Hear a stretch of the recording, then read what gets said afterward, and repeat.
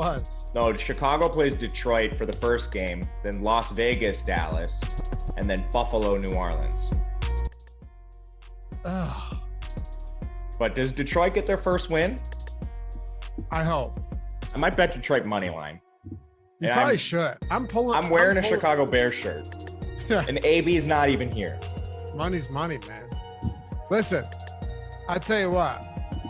When it comes to the Lions, they've been in more games than they haven't been.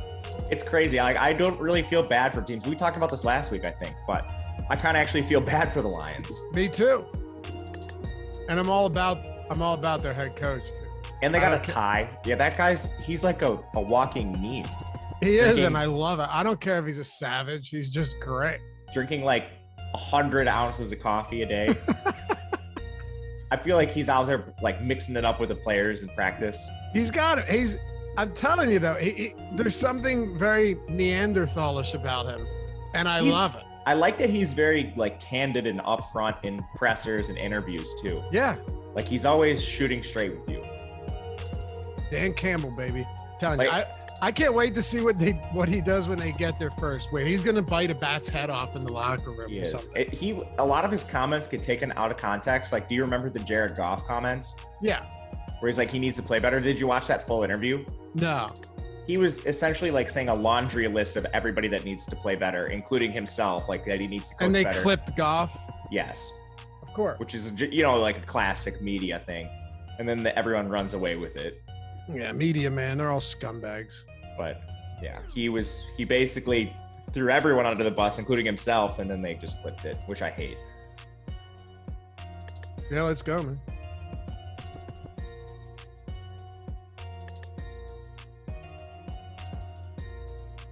Yeah, what is going on, everybody? Sorry about being late here. Had some difficulties prior to the show, but we are here. We are talking football. Monday night edition on the Strategy Show presented by No House Advantage.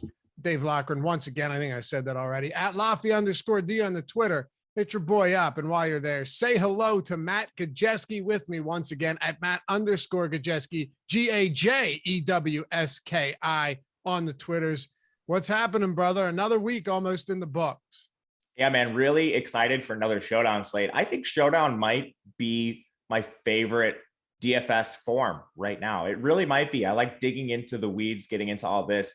I feel like every single week we come on here Monday morning and talk about just the craziness that was the NFL the week prior. And this week certainly lived up to that. I mean, there were a lot of spots that I personally was not expecting. The Colts-Bills game, just complete disarray there. The Bills, I don't know what's going on with them, but they've now played some really, really poor games. The Jacksonville one stands out, and then just getting blown out by the Colts. We talked about it at length about the Texans-Titans games and some of the bad beats you took there. So, I mean, it's just another crazy week in the NFL. It's hard to predict on a week-to-week basis. Yeah, man. I'm glad we can move past yesterday because I was on full tilt. And I told you before the show, I was like, I don't usually talk about beats, but yesterday, I won't get into it. Just put it this way. My biggest live bet of the year was halftime Titans money line. And Tannehill decided to get picked 4 times and the punt returner actually forgot how to return punts. Just right off the back of his heel. And then, yeah, you're right, Anthony. The Titans have lost. They've lost 3 games. And one of those was the Jets. The other was the Texans. I forget who the other one was. Was it the Colts? I don't remember. But yeah, it's brutal. And then I had over 48.5 rushing yards for Alex Collins. We're going into the second half feeling good, Matt. He's got 38. I'm thinking, okay, we need 11 yards. We need 11 yards in a 1-score game. Give me a couple runs, 3 or 4 runs here. It's in the bag. Finish with 36. And I was looking at that. I played a lot of Collins in DFS, had him in my cash team on the afternoon only slate. So obviously that did not go according to plan. But I mean, like a lot of the afternoon slate didn't go according to plan.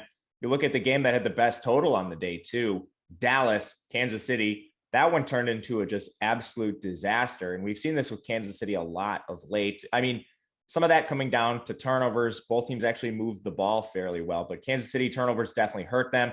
Dallas, they're down a lot of their top skill position players. CD goes out of the game. Zeke is in and out, and we'll have to see about his health ahead of the Thanksgiving slate. But some of these teams with high-powered offenses just limping into the second half of the season.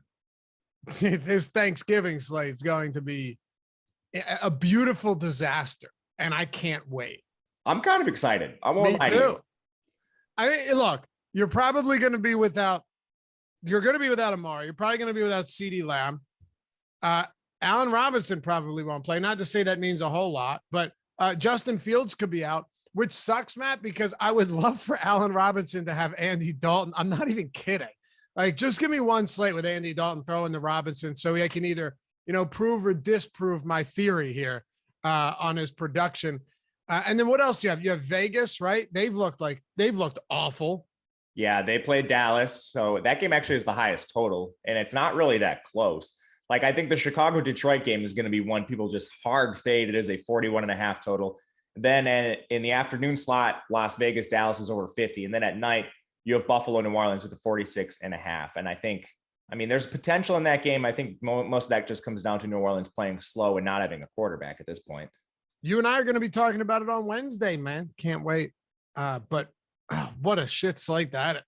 In Buffalo, Jonathan Taylor is a man amongst boys right now. This guy is absolutely filthy, and he single-handedly, along with that offensive line, ran over that Buffalo team yesterday. Meanwhile, New Orleans gave up 250 rushing yards to the Eagles. Eagles' raw offense looks insanely good right now with that offensive with that blocking on the offensive. That run blocking is insane. But yeah, do they start Taysom Hill if he's good enough to go over Trevor Siemian next week or this Thursday? I don't know, Matt. I don't know if it matters. I think you have to. Like, Trevor Siemian is just so much more dynamic. And the last thing I'll say about Thanksgiving is, like, thank goodness we have DFS. Can you imagine trying to watch these games without action? Yeah. Without action, I'm not. I probably still would, but more so in the background. Yeah, agreed. But like, I'm going to play every single showdown. It's I'm really excited for the DFS portion. Yo, use the promo code stuffing too. I don't come up with these. Use the promo code stuffing, STUFFING. That's the best one. Yeah, it might be, honestly. Yeah. And get our NFL Express. I say this, Matt, now instead of later in the show, because you get our Express Pass, our NFL Express Pass for $1, which not only includes main slate content you get the whole week for $1, but also includes all of the Showdown content. Ownership, we'll talk about that on the show. The top plays tool with all of the probabilities that the players will be top overall play, the optimal captain, you name it. All of our Showdown stuff, which means, Matt, that if you do it now, you get not just tonight's Showdown slate and Sunday and Monday night's Showdown slate for week 12, but you get every single bit of content, every tool for every Showdown for Thanksgiving, all three of them. And they're huge ones. I remember last year, it wasn't a Millie Maker, but they had like 500K or something for the final Showdown, that night one. And, Thanksgiving, a yearly tradition for me is losing all my money. So whenever and typically it's been Marvin Jones scoring 3 touchdowns on Thanksgiving Day. So thank goodness he's not on Detroit anymore. But, Detroit's always in that early slot. I faded Marvin Jones, 3 touchdowns come, and then I have to just jam entries into Showdown, which I will be doing this year as well. But thank goodness we don't have Marvin Jones. Yeah. It's probably a good thing. But you name that, like, I could name 1,000 guys that have burned me on Thanksgiving. So take Marvin Jones out of the equation. I could give you 20 more. The other guy's Amari, and thank goodness he's not playing. Yeah. Watch, it's going to be like Cedric Wilson this week. Well, who it was for me last year? It was it last year? Adrian Peterson. Adrian Peterson had 2 goal line touchdowns in the first 10 minutes of that game. Remember? Yeah, he was like the 5th best running back play. And I remember content all that week is like Adrian Peterson, he might score, and then he scored twice and burned us. Yeah. But you seriously use that. It's $1 for the entire week, NFL Express Pass. Of course, main slate content, you got the lineup builder light in there and a bunch of other stuff, but all of the Showdown tools and content and articles for 1, 2, 3, 4. That's like 6 Showdown slates. From now, this is a perfect day to do it. Monday through Monday. Get every Showdown slate for the next week. It's awesome. All right, let's dive into this. Hit that thumbs up if you haven't done so yet. Again, thanks for being patient with us as we got off to a late start here. But if you haven't done so, help us combat the YouTube algorithm, overlord, I should say. Feed the algorithm here and, keep putting out some free content. We love to do this. We love having you guys with us. And subscribe if you haven't done so yet. 63,300 subscribers. We're getting to 70K sooner than later, thanks to you guys. So appreciate you in advance for doing both of those things. You'll thank us later for subscribing. Well, I should use that as a catch line, man. A tagline. That's pretty good. Not off bad, the top right? of your head. Thanks in advance for all your support. You'll thank us later. All right, let's talk about the New York Giants and Tampa Bay Bucks. 10.5 point spread here. You told me right before the show, and of course, 49.5 point total. Tampa has a 30-point implied total themselves. You told me right before we started, you think Tampa just blows the doors off the Giants tonight. I think they're a significantly better team. You have Tampa coming off the loss to Washington. So if you want to get into narratives, I mean, narrative is certainly there for this like revenge style. And then New York, they're just a team in complete disarray right now. They're not going to have Sterling Shepard, who I view as their best pass catcher. We'll see what we get out of Saquon, but they're a team that I didn't like to begin with. And then you look at some of the injuries. It's not something I think that's trending in a positive direction for them. Tampa Bay, they should be getting back Gronk, so maybe a little bit healthier for them. But ultimately, I think it's just a Giants team far, far weaker overall in roster, what they put on the field than Tampa Bay. Matt, I'm sorry. Just to backtrack for 1 second. Somebody said turkey is overrated. Totally agree. I will eat it for sure because it's a key component to a Thanksgiving dinner. But there is no doubt that turkey is probably the least favorite of mine of all of the sides and all of the options on the menu for Thanksgiving. Just throwing it out there. I don't think Thanksgiving food is particularly good. I would rather like order a pizza or something. You'd rather have a quick trip hot dog? Dude, I went back and I watched the video. I shouldn't have started this. I watched the video you and Adam made. I did not bring my girlfriend to Quick Trip for our first date. I did not do that. I'm not saying I wouldn't, but I didn't. That was pretty funny though, right? That was funny. You got me pretty good. I said afterwards that I was kidding. I think the worst part is that Adam, he's like, I believed you. Adam thought you were serious. Yeah, he goes, at no point did I think that wasn't true until you said you were joking. Yeah. That's great. Stuffing is the best. My wife's whole family's Italian. They do like sausage stuffing. And at first I thought it was gross. And now I want nothing other than that. It's amazing, Matt. Phenomenal. You might even like it. I've never had it, but it does sound good. It's awesome. You come over at Thanksgiving. I'll do hot dog stuffing for you. How's that? Oh, thank you. You got it, bro. All right, let's talk about the Giants. 19.5 point total. Again, 49.5 point total here in the game. They're 10.5 point dogs in Tampa. Is there any weather today? There was so much weather down south yesterday. Not to my knowledge. Yeah, I didn't think so either. No, I think we're good. A little bit of wind, but nothing significant. So that's good. Matt, I'm looking at our top plays tool. And again, use the promo code stuff and get in on this action with us. It's $1 if you want to use these tools with us. The top play probability, the highest one for anyone here, is Daniel Jones at 14.8. He's got a pretty high leverage score, less than 10% owned in the captain spot. And I've noticed, and you pointed this out as well, that when we're looking on Odds Shopper, just trying to get some action in on some props early in the day before they move, our projections, which you can see at Odds Shopper, are pretty high on the Giants passing game today. They are. And speaking of Odd Shopper specifically, anytime I see stuff like this, and obviously you can't like parlay a lot of these props because of the same game rules and stuff, but you can take them individually. So one thing I would be looking to do when we have such a huge discrepancy, like for the Giants offense as a whole, is try to parlay some of these. So we have the best one you pointed out to me, which I think is a smash bet, is the over on Kadarius Toney's receiving yards. But you can also take like Daniel Jones, and these props are correlated. So even though you can't like parlay them, if Daniel Jones hits the over on his passing yards, there's a pretty decent chance like he brings Toney with him. We have some positive ROI on like Darius Slayton. So there's a lot to like with this Giants offense overall. Dude, we have Toney right now with a insane expected ROI. If you guys have an account on Bet Rivers, and I'm not trying to shill anything to you, because if you have an account on Bet Rivers, we have him projected for 66.6 yards, and Bet Rivers is 39.5. They still have him under 40 yards today at minus 112.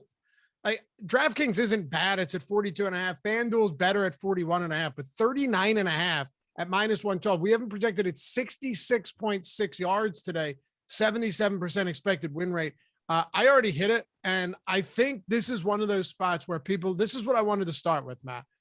I looked at this and I saw Toney last week with 1 target. All right. Now, Sterling Shepard's out. Saquon Barkley is questionable. He has been practicing, but it's really hard to say. And this might not seem like it's important to anybody, but Dante Pettis hit the IR, so he's done as well. We only saw 1 target last week from Toney, but they only threw 20 times. And I think only like 17 of those were targeted attempts from Daniel Jones, Matt. So you have Golladay, you have Toney, you have Ingram. I mean, Kyle Rudolph led the team in targets last week.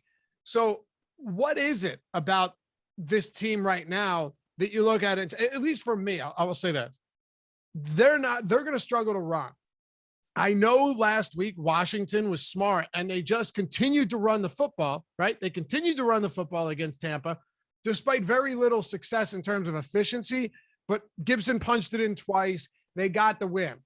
Mind you, Tom Brady had an off day. That offense had an off day. I don't think that offense has an off day tonight at home in Tampa like they did last week. And if that's the case, you're not just going to be able to pound the rock with Devontae Booker, who's also questionable, and Saquon Barkley, who's been out since week 5, Matt. This is one of the worst offensive lines in football, and they haven't had much success running the ball at all this year. Most of the success they've had individually has been volume-based. Every time we talk about Devontae Booker for DFS and stuff like that, it's purely volume. It has nothing to do with efficiency. And Daniel Jones has only been below 30 attempts once all season, and that came in their last game. He had another game where he got hurt, so I'm excluding that game. But last week against Las Vegas, or 2 weeks ago, they had the bye, that's the only time he's been below 30 attempts all year. So I'm not going to look too much into that. I think he's well above 30 attempts here. And that's why some of these passing props are just so good. I think it's literally just recency bias. Nothing suggests that they should be able to run. One, Tampa Bay historically is a very strong run defense. Game script projects to be certainly pass favorable for the Giants. They're going to be losing this game by 10 points if it plays to the overall spread. So Daniel Jones, Kadarius Toney, and the Kadarius Toney one's ridiculous. With Sterling Shepard out on a normal week, like he probably has a median of like 8 targets. Right. Yeah. So okay. How many targets would you think is a reasonable number for Kadarius Toney today? I think he's between 8 and 10. Really? Like he's their clear number 1. We have him projected at 5.2 receptions. Which that's probably solid. Like, I'm saying that's in line with what you're saying. Like I'm pulling up his target share on the year right now, just because I don't know it off the top of my head. But 13% target share in the year, and then you want to just isolate the games where Toney's been, I don't know, what do we want to call him, like a full-time player? We could call him in the offense. Yeah, his target share shoots way up above 20%. And now we don't have Sterling Shepard because like there's been injuries on and off for this team all year. Sometimes Sterling's played, sometimes he hasn't. But Kadarius has been like a huge benefit. And there's not to mention like Kadarius has some games where he's exited himself because of injury. So some of these games, it's hard to even like take his full target share because he hasn't played the whole time. But he is clearly a focal point of the offense when he's healthy. Would you hit the over here on the prop too for receptions? DraftKings has over 4.5, or I'm sorry, they have 4.5, but the under is juiced heavy. The over is plus 125. A lot of hold on this one, obviously, but plus 125 on the over 4.5. If you like 8 to 10 targets, that's got to be a decent spot. Yeah, and our projections reflect that as well. So OddsShopper, the best part about it is it just takes our projections and then it calculates everything for you. It tells you where the best bet is, your chance of winning it, and what your expected ROI is. And this is still one that you can bet based on just our projections purely. We did all the narrative stuff talking about Sterling being out, how many times the Giants are throwing, what this game looks like, and Kadarius's role. All that bodes well for the over on these props. It is one I would take. Me too. Maybe a little same game parlay action on DraftKings. I don't know. I just live in Wisconsin, man. So I can't get all these books. It's tough. The problem with those same game parlays too is like you don't actually know what the odds should be because there's no unders on anything. There's no odds on anything. It's just they calculate the odds after your second pick, you know? Yeah. But it's fun if you like those DGen type bets. I think Toney's really interesting, and you're not getting him at a massive discount. Let me be clear. I think he's reasonably priced. What about Galladay? I think Galladay is fine. It's just like looking at this particular game, Toney's cheaper, not by a lot, but it does matter. And I already built lineups today. That lineup, the 200, I believe, is their price difference. Mm-hmm. It does matter. It's very important. And then you just want to talk about specifics against Tampa Bay and this bad offensive line that the Giants have. If Daniel Jones doesn't have a lot of time, these kind of situations are always going to benefit your underneath receivers, your slot receivers. And Toney's used a little bit like Rondale Moore too, in addition to just the raw targets he has. A lot of them come on these gadgety type plays because he is so good with the ball in space. So you'll see him in little bubble screens, these sort of like jet motion type like pitches, things like that, just to get him the ball because he is so dynamic. And I think that brings a solid floor. Whereas Galladay is going to be more your pure perimeter receiver, the one that, you need jump balls, contested catches, situations like that. So I think I like Galladay a lot. And I think for GPPs at nearly the same price point, Galladay is fine. But just for a safety, low risk contest, stuff like that, Kadarius has a better floor. All right. Hey, where do you go with some of these tight ends? I mean, Ingram and Kyle Rudolph there's a vast difference in price point here. I don't know how much different the projection should be on these guys. Yeah, it's plus like Ingram has been so bad all year.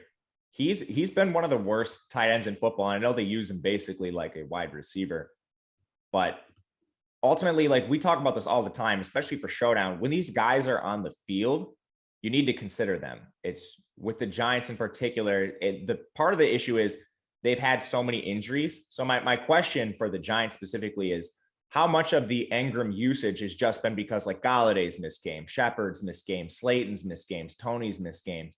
Like what would his target share be if everybody was fully healthy?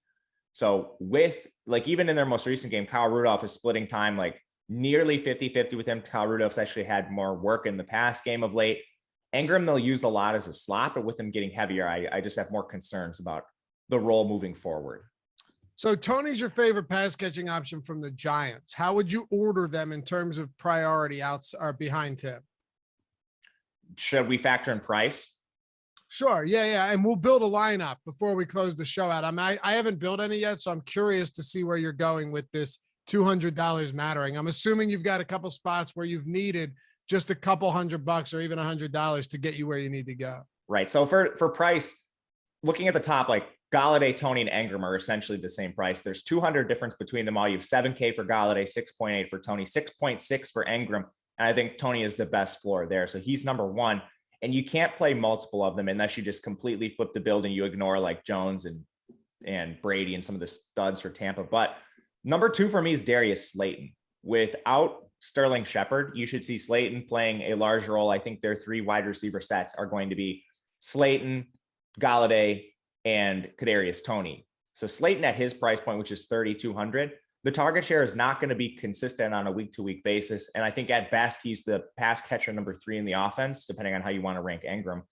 But Slayton's just a lot cheaper, and he fills out your build with a player who has a consistent role. It's going to be a spotty role week to week, but he's number 2.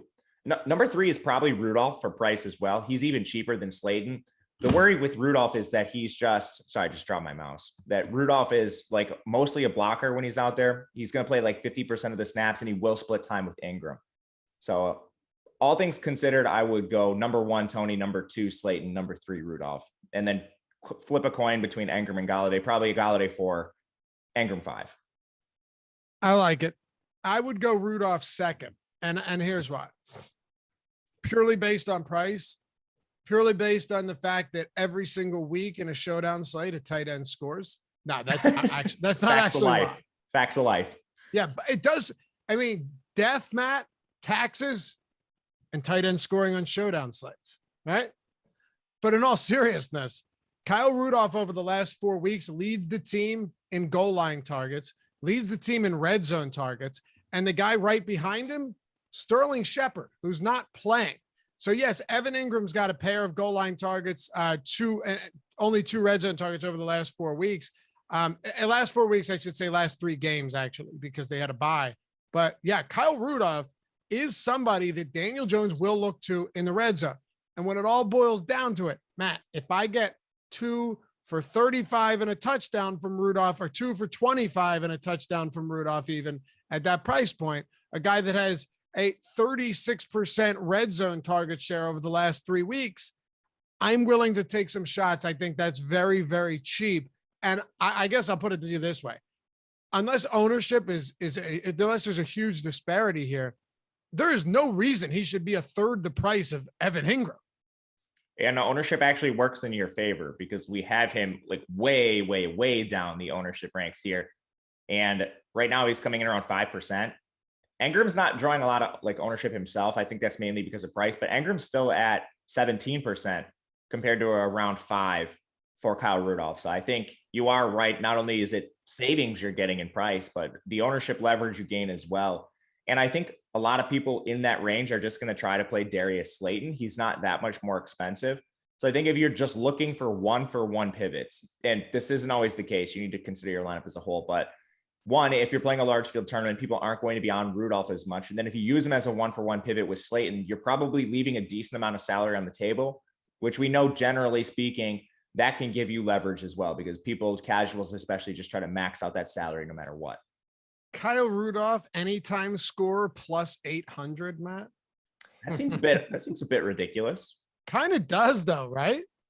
I think, well, one, the Giants aren't expected to score a lot of points to begin with, but they're going to be throwing the ball a lot. The total in this game is decent. It's nearly 50 points. Yeah. I mean, it's an 11% implied probability on Rudolph scoring. I mean, look, the guy has 1 touchdown all year. Let's not get carried away. But yeah, I like him today. I would put him second. I'd put him up there with Slayton with you though, because I think what you're saying makes a lot of sense. Slayton's cheap. And if he gets a couple of those deep targets, all you need is him to connect on one of these for sure. He's cheap. Both of these guys, very cheap. I think Ingram's the odd man out unless because it's always in flux throughout the day, things will change. Unless it changes where Ingram just bottoms out. And then you're saying, all right, I'm playing this guy because I'm getting leverage off of some of the other ones and Rudolph comes up. That's different. But if Rudolph's a third of the ownership and price of Ingram, I think that's a no-brainer, Matt. So, yeah, go ahead. Now, Ingram, I was going to say his price and ownership combination, looking at them in conjunction with each other, makes the least sense to me on the entire slate. I cannot figure out 100%. Why his ownership is so high at this 100% agree. Yeah, William, he said it will be Rudolph. Yeah, I could see that being the case for sure. Anybody else in the passing game, or should we hit on Barkley and Devontae Booker? Because this is kind of a mess. And I'm like, with Barkley, he already has not been effective as a rusher, Matt. And that's been the case for the past couple of years. Let's give him somewhat of a pass. I'll absolve him of some of those, some of that inefficiency, because the offensive line has been terrible as well. But if Barkley gets there, this is exactly what I've said about Swift. I think every day of the year, even back into the summer when you and I were doing our fantasy football shows, if he gets there, he's getting there in the passing game and not on the ground 9 times out of 10. Yeah, I agree. And Barkley's a phenomenal pass catcher. He's been much, much better earlier in his career with Eli Manning. Like, Daniel Jones' skill set's just a little different. One, he's kind of a risky quarterback. He will push the ball downfield, making some questionable decisions, but Jones is mobile. He's definitely not afraid to tuck the ball and run. All that does affect the bottom line for Barkley. Maybe not a huge, but when we're talking about Showdown and every single target matters, every single play matters, not to mention Barkley coming off the injury, I think at his price point, you would just rather get up and play some of the quarterbacks at that point. But for that reason, like, Barkley still obviously has the elite ceiling. He's not coming in with a ton of ownership today, just 30%, 5 of that coming in the captain spot. But with all that said, he still doesn't have like a great leverage score in terms of what we're projecting him, just volume versus ownership. He has the highest negative leverage score out of anybody on this slate. So it appears he's still a little bit over-owned compared to just his median projection today. So he's somebody that I would try to play a quarterback over instead of. Is there anyone else you want to touch on from the Giants? I don't think so. I think we hit just about everybody.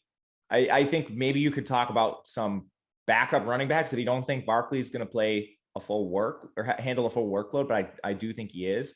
Some of that is injury related too, which we just don't have news on. Like, Devontae Booker was limited in practice all week. He's questionable. I do think he plays, but because of the injury, is this more of a 50-50 timeshare? I think you could raise that question But in a game where we're projected to see the Giants down by 10 points or more, if it's a timeshare, I don't think I want part of either back rather than, like potentially targeting one or the other. But at the best case scenario, it's all Saquon Barkley and you could use him for tournaments. iOS Alchemist said screens and dumps all night and dump offs. It means for, I hope they're not dumping on the field, for Giants running backs. I think you're right. The problem I have with this, Matt, is you're paying a premium for, well, I shouldn't say a premium because it's not like Barkley's ultra expensive, but he has been out for what, a while now, since week 5. If you're paying for the hope that he breaks a screen pass and takes it to the house, which I think you're right, you're going to see a lot of those, or just in the flat dump offs to him when all of your other options are covered. It's just, that makes it a little bit difficult, but I don't know. How much of Barkley's ownership is going to play for you? How much of ownership is going to play into you getting to Barkley today? Right now, he's coming in around 30% and 5% at captain. Yeah, it's going to be huge based on our tools. Our top place tool, that's still too much ownership for a guy in a very uncertain role. And I think a lot of it comes down to Daniel Jones is right there in price. You obviously have Brady and you have some elite options at receiver for Tampa Bay. And we haven't even considered Fournette yet. There's just a lot of great players in this game that you could see as the optimal captain. Hey, right now, I would be looking to get under the field on Barkley. I'm with you right now. Things can change throughout the day. That's why we got the Live Before Lock show too, right after NBA Deeper Dive and Live Before Lock. So stick with us throughout the day, but check out No House Advantage too. If you haven't done so yet, not only do they match your first deposit bonus up to $25, but all of the tools to get a legitimate edge. The No House Advantage top props tool, the No House Advantage optimal lineups tool at Awesemo that we designed and built specifically for No House Advantage are free every single day of the week. It's a player prop platform, very cool, without salaries, none of those constraints. You're simply building lineups based on props, finding props. They have an insane menu of props over at No House Advantage. You're taking the ones that you have most confidence in, and use Odd Shopper as well. Use our expected win rate, our expected ROI. Use all of that, specifically expected win rate, to get a better idea of which props to take. There's so many ways to get an advantage here, because the ones that you're most confident in, you put at the top of the lineup, they get the most points. The one that you're least confident in go at the bottom. All right. Tournament style, but with player props. It's very cool. It looks good. You can download the app in the App Store, in the Google Play Store. You can go to nohouseadvantage.com, wherever you want to play, but use that promo code Awesemo, AWESEMO. Use all of the tools that we have at our disposal, or that you have at your disposal as well, and start winning some money. Football, basketball, PGA, NBA, NHL, all of that stuff. Everything available over at No House Advantage. Check it out. Use the promo code. Use our tools. And remember, last thing, most important though, all of that is cool, but all of the props there, unlike some of these other sites and apps, all of them are static. They do not move throughout the day. So you can find real edges comparing them to our projections to other books, aside from the fact that, or other than other places where they're moving throughout the day. Take advantage of that. So many ways to win money over at No House Advantage. All right, Matt, Tampa Bay. You've got the Tampa Bay Bucks, big favorites here. I'll just throw this out there. No Antonio Brown. Kind of weird how DraftKings price all of these guys at the floor that are out. They usually don't do that. I had to find it. Antonio Brown is out. And then Rob Gronkowski had got 2 full practices in and then didn't practice on Saturday. I don't know if that's a setback or just rest or whatever, but at the time, we're waiting on his status. He's questionable, and we'll see what happens. I think most of the news coming out of Tampa Bay suggests he'll play, and it's just a rest day. He's a veteran, okay, but obviously watch the status. You never know with these things. And I feel like we've had more late news this year than we have in the past. So this is just a feeling, so don't take anything from that. But right away with Tampa Bay, I think the thing you're always looking at is what to do with Tom Brady. In the past, I think the main decision is not whether you play Tom Brady or not, but where do you play him? Do you play him in the captain spot, or do you play him in utility? And tonight, it looks like there's a pretty good chance that he's just in the optimal lineup overall. Currently, based on our projections, he's coming on a little more owned than he should be in the captain spot. And I think for tournaments, this is where you can make some interesting decisions with some of the pass catchers in particular, like a Mike Evans and a Godwin. because Brady's not mobile. So when he hits his ceiling, there is a chance that, 2 or 3 of these touchdowns go to one individual player. And in that kind of game script, in that kind of game environment, there's a decent chance that one of them could outscore Brady. So for tournaments, one thing I really like to do is take some of these pass catchers like a Godwin. He has a positive leverage scoring captain. You do the same with Mike Evans, and then use Brady in the flex where he's under owned compared to our projections. If you're playing cash games, low risk formats, I think you just eat the Brady price. You play him in the captain spot, no matter what, for FanDuel captain, MVP, whatever you want to call it. But for tournaments, I think that's where you can get creative. I like that. That makes a lot of sense, especially as you pointed out. You look at the top plays tool, you look at the ownership. There's a lot of positive leverage scores right now for some of these guys. I mean, right now, Chris Godwin has a higher optimal captain percentage than his captain ownership. He's at 15% top play probability. That's higher than both of those. I mean, the one thing that always fascinates me is our projections always have Mike Evans projected lower than Chris Godwin, sometimes significantly. But in a case like this, Mike Evans is usually cheaper than Chris Godwin. If you look at just throughout the season, he's usually cheaper than Chris Godwin. He's significantly more expensive than Chris Godwin today, which means that ownership should naturally have a decent difference as well. And he's getting about 15% less ownership than Godwin. Matt, half of the captain spot ownership as Godwin today. Maybe that's a spot to attack, because when Evans has a game, Evans has a game. You're absolutely right. And I think you pointed out why. It's just price related. You have Mike Evans more expensive than like a Daniel Jones. And even though Mike Evans has been incredibly involved, no Antonio Brown raises his target floor, he still just shouldn't have that kind of projection. So the price doesn't make a lot of sense. And conversely, you can get Godwin cheaper than Daniel Jones. So it's much easier to play them both. And every penny does matter on this slate. We don't have our $200 punt plays. You can't just go play all these studs today. So when you're trying to figure out roster construction, eating that kind of salary with Evans, even though he's not that much more expensive than Godwin, it's within $1,000 of DraftKings, it does matter a lot. And it's interesting to see even our tools reflecting Godwin is a much better play at the current ownership we have. So you mentioned the current ownerships.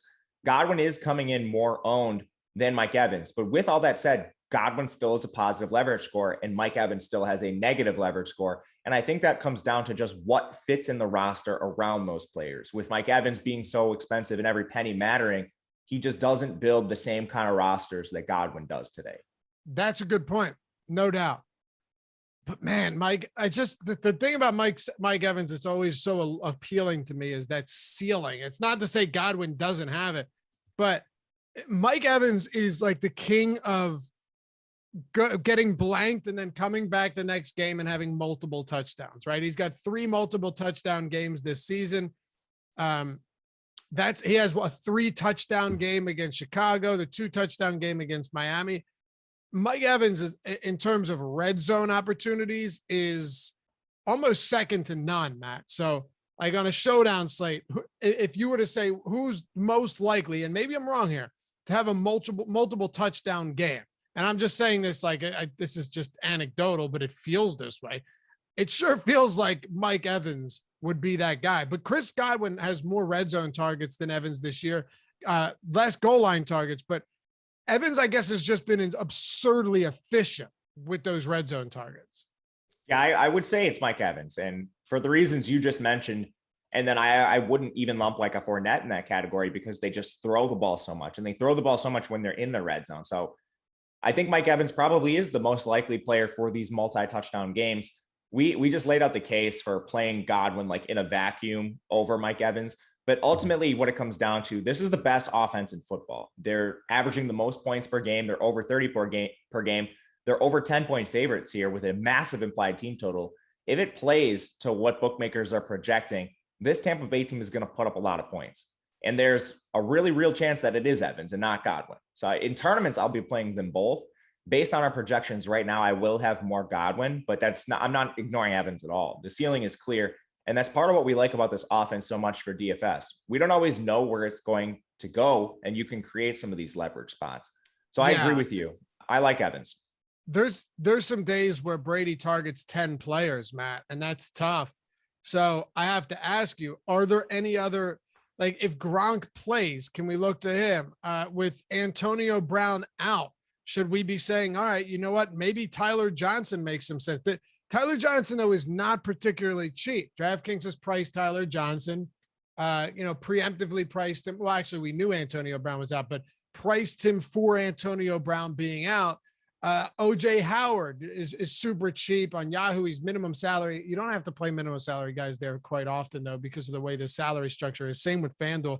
DraftKings is a lot different, paying 1.5x for your captain. But like, are any of these guys players that we should be looking to at least sprinkle into lineups? Yeah, I think so. And one thing I want to point out is I think with Gronk coming back, you might run the risk of like all four of those guys playing about 50% of the snaps, like somewhere in that range. Because one, we've seen Tampa Bay increase their rate of 12 personnel when they've had injuries to the big three receivers. Getting Gronk back just helps their player personnel a bit. Now they can use Cameron Brate, OJ Howard, and Gronk to vary their personnel. And then when it is three wide, it looks like Tyler Johnson is the favorite. He's basically beaten out all the other older names that we've come to know and love with this Tampa Bay team. But Tyler Johnson played on nearly 70% of the snaps last week. Again, they did not have Gronk, so they didn't have as much variability with their player personnel. But basically, I think all four of those players will be on the field enough to potentially target for DFS. When we start considering price, you mentioned Tyler Johnson being priced way up, even though Antonio Brown is not going to play. Like sometimes we get these guys below 2K or something, but Johnson does not have that role. So there's a lot of concern with him at that price point. Cameron Brate, I think even he's a little expensive with the return of Gronk. So if you look all the way like down a little bit cheaper in pricing, you can take a guy like OJ Howard, who's pretty cheap below 2K. And I don't think he's going to have a locked in role for this team, but I do think he's on the field for snaps, like 40 to 60%. Maybe it's a little lower with Gronk returning, but still, if you're looking for pure punt plays, OJ Howard is going to play a role and he's below 2K. I have to throw, who did you say is below 2K? OJ Howard. Yeah. I got to throw one more wrinkle into this. So Scotty Miller has been on the IR, right? He's somebody that probably would have gotten some additional opportunities whenever they're missing one of the wide receivers here, one of the top three guys. He was expected to return last week against Washington and didn't. I'm not seeing anything concrete, but I think it's possible that Miller could be back tonight. If that happens, I mean, if that happens, I want nothing to do with Tyler Johnson, but could Miller actually get into the mix? He played over Tyler Johnson last year. Like that's what I'm saying. Yeah. Clearly out of him. And Miller, he has a different skill set. Like I just dropped my mouse too, by the way. So pardon me as I pick it up. I dropped mine already today too. I know. With Miller, he plays a different role than like a Tyler Johnson. If we want to get our hand in the dirt and talk about what these receivers do, Tyler Johnson is his best alignment is in the slot. It's where he played at Minnesota, and he's had a lot of success there. But Scotty Miller can rotate around the formation. He has pretty good speed, actually, too. They use him a lot as like a situational deep threat in the offense. So he, in some ways, is a little bit more of a one-for-one replacement for Antonio Brown. But ultimately, I think this probably is a rotation. Again, Scotty Miller's probably going to have to get his legs under him. He hasn't played. So this is a guy I don't know if they want out there for a full complement of snaps. His return would just squeeze Tyler Johnson further. And we already mentioned a couple ways that Tyler Johnson's being squeezed. At that price point, the only reason I'm playing him is just for leverage in tournaments. Got it. So really it would just make both of them pretty unappealing. But yeah, at least pay attention. Pay attention though. Scotty Miller is minimum salary. On a slate where you've got a lot of good players. If you plug them in as your last flex, and he plays like 30% of snap, I'm just throwing it out there. You never know. 2 or 3 receptions from Scotty could turn things around, but who knows? It's really tough to say. Matt, close us out with, we already know what to do with Brady. Like you said, you just, it's not about playing him. It's where to play him. We're going to build a lineup right now before we turn it over to the NBA strategy show. But anybody you want to touch on in the backfield, particularly Leonard Fournette? Yeah, I like Fournette's a really good play on FanDuel, I think, where his price is a little more palatable. He's pretty darn expensive on DraftKings. And I think you always run the risk of like, do they involve other backs? And it's been Fournette for the most part. We've seen this change at like the drop of a pin. So I'm not always the most confident in Fournette, especially when he's at this price.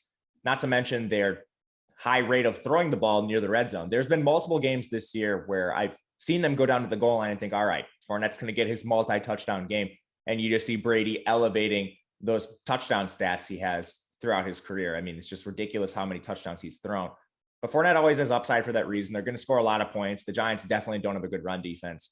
I'm just more likely to play him on FanDuel because of his pricing over there. Makes sense. He does have 10 red zone targets this season, which is kind of crazy that they've used him there. No touchdowns receiving, but maybe there's a little bit of upside just knowing that Ronald Jones can get a little work in the passing game.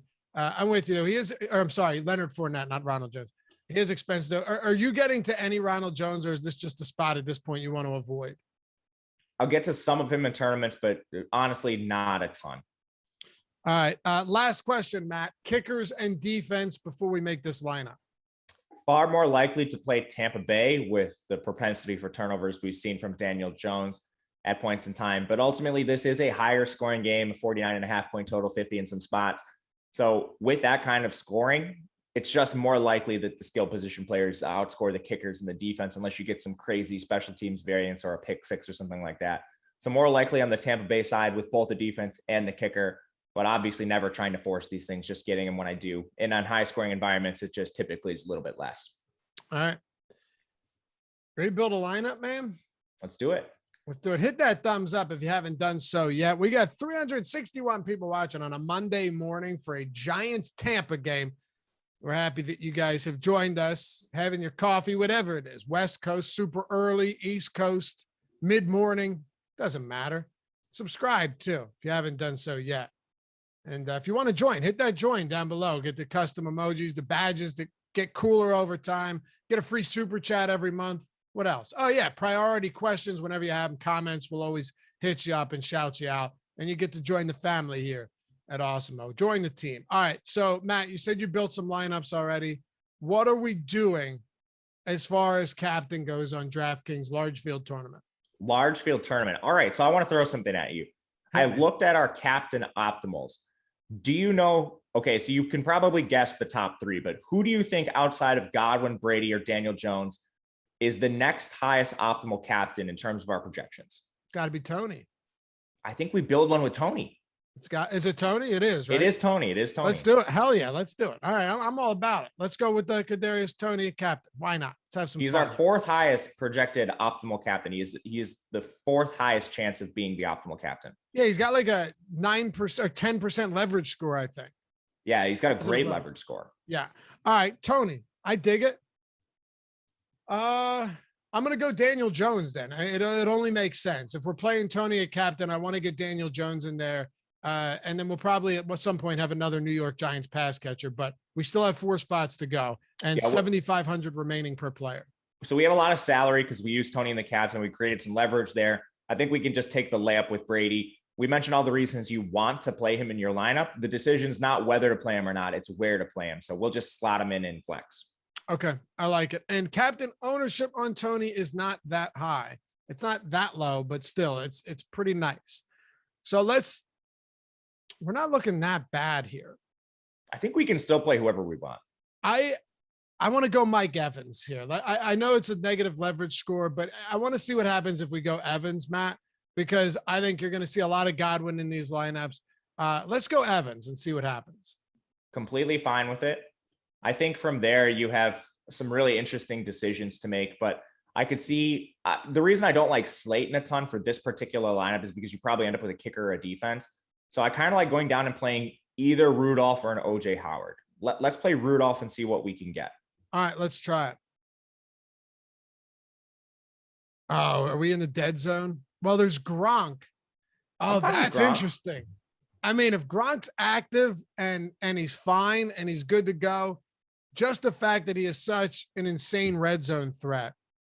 I'm fine with Gronk. Yeah, I am too. That's a sick lineup. Toney, I like it a lot. Jones, Brady, Evans, Rudolph, and Gronk. And again, sorry, real quick, if you wanted to do crazy stuff, you could go to OJ or you could go Scotty Miller and hope he plays 30% of snaps. And then you have 8,600 remaining, which gives you some room elsewhere. You can't get to Godwin though, but you can get to you know, a Barkley if you're going nuts, or a Galladay. But I like the build that we have here. It seems a little bit balanced, but also it's not going to be a mainstream lineup either, I don't think. I like our lineup a lot. I think it's very good. Awesome. Hey, Matt, what do you got going on throughout the rest of the day? I know you got your fingers in a lot of pies recently, sports-wise. Me and Ben are doing the breakfast menu betting show today. Otherwise, a ton of college content, doing all the college basketball and college football projections. So it's a huge week for college football, Thanksgiving week, not just big for NFL, but it's Friday rivalry where they split the Saturday slate between Saturday and Friday. So there's a ton of content for the Friday games, ton of content for the Saturday games as well. Beautiful. And the Awesemo Odds channel will have a ton of that stuff as well. Stick around. Coming up next, NBA strategy show, 10-game slate. Josh Ingerman, Adam Scher, taking you up till 11:15, then 11:30. NFL strategy show recap, Monday morning quarterback. Definitely check that out. It'll help you get a better feel for this past week and everything to do going forward. We'll see you back here shortly and tonight on MLB, NFL. Almost had it, man. It was crushing there. And I'm not reading a prompter like they do in the media, Matt. I'm just winging it. NFL Live Before Lock tonight at 7:15, taking you up till kickoff. Peace.